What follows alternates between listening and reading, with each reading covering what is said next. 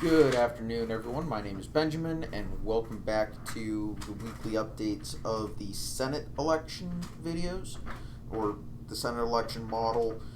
Next week, you're going to see my personal ratings for the Senate races, along with the presidential races on those days where I do it, because it's going to be the start of a new month. I know this is on August the 2nd, but for the purposes of chronology, this counts as July because I operate on a week by week basis, starting on the Monday, which, you know, will, when we get to election day, put us squarely on the Monday before the election. And then I'll do my, final prediction, for both races on that Monday. Anyway, so yeah, obviously nothing much has changed. The model's kind of still suffering from what I'm going to call small sample size syndrome, in that I just don't have a lot of polls of the Senate races. There's a decent amount of buzz going about the presidential election, but that's because it's primary season and we've got debates going on, as well as the fact that people are actually polling the general election. People aren't polling Senate elections right now. It's just not a thing.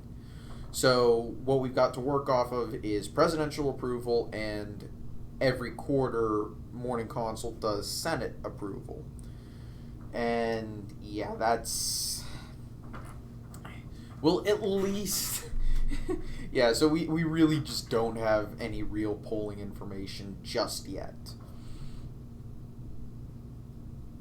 But we'll get some probably within about 2 or 3 months, I expect. But yeah, so that's kind of why the map looks the way it does. Instead, I'm going to mostly use these until we get actual polling to kind of talk about the Senate elections and some of the things to look at in the future. For example, and talk about key races. Of course, the three biggest key races are Colorado, Alabama, and Maine. And that's because those are the ones with vulnerable incumbents because of where they are. For example, Doug Jones is vulnerable because he's a Democrat running in Alabama. Cory Gardner in Colorado is vulnerable because it's a Hillary Clinton state and he's a Republican. He's a Republican senator. It's a Democrat. It's a swing state, but it's a Democratic swing state, if that makes any sense. Maine is probably closer to being a true swing state, but Suzanne Collins is still vulnerable because it still leans blue. Ever so slightly, but it still leans blue. Another key race for each, or another key race that could be a Republican pickup rather than a Democratic pickup, because right now we have two potential Democratic pickups and only one Republican one, is Michigan, and that's John James running up against Gary Peters. And the only reason why this is really any contest is, number one, it's a presidential election year. Michigan is much more competitive than in years past, and Gary Peters isn't exactly well known, and he's certainly not as popular as Debbie Stabenow. So John James could steal this even if Donald Trump narrowly loses the state. North Carolina, Democrats definitely want to get rid of Tom Tillis. They'd also like to get rid of, if I remember correctly, it's Perdue in Georgia this cycle. They'd also like to get rid of Martha McSally. But Republican pickup opportunities are very small right now. You've got New Hampshire with Shanine. Of course, I've already talked about Michigan. Minnesota, you can make an argument that, what's her name? I think it's Tina Smith, not Klobuchar. Yeah, it's Tina Smith who is up for her seat again because it was a special election in 2018.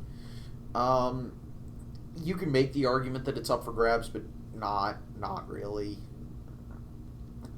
The states that are marked as likely for the Democrats, just count those as safe because, let's be honest, except for Delaware, I don't really expect the Republicans to seriously compete in New Jersey, Rhode Island, Illinois, or Oregon. Delaware, I could see it happening with the right Republican. New Mexico, I don't really consider it up for grabs, even though it's in the lean category. I think that's. I think this is one of those instances where past competitiveness is not indicative of future competitiveness. On the Republican side, the only state I really disagree with right now is Kansas and Mississippi. I can see arguments for Georgia, South Carolina, Iowa, Texas all being competitive. And when I say South Carolina being competitive, I mean on the outside of what would be considered competitive. Personally, I would rate it as safe, but, it will probably be around 14-15% in terms of the margin. So that's kind of what I'm looking at, kind of why I'm rating it, why the model rates it as such, and, where I sit on things. Anyway, I want to thank all y'all for watching. I hope you enjoyed. I'll see you guys next time. Take it easy. Bye.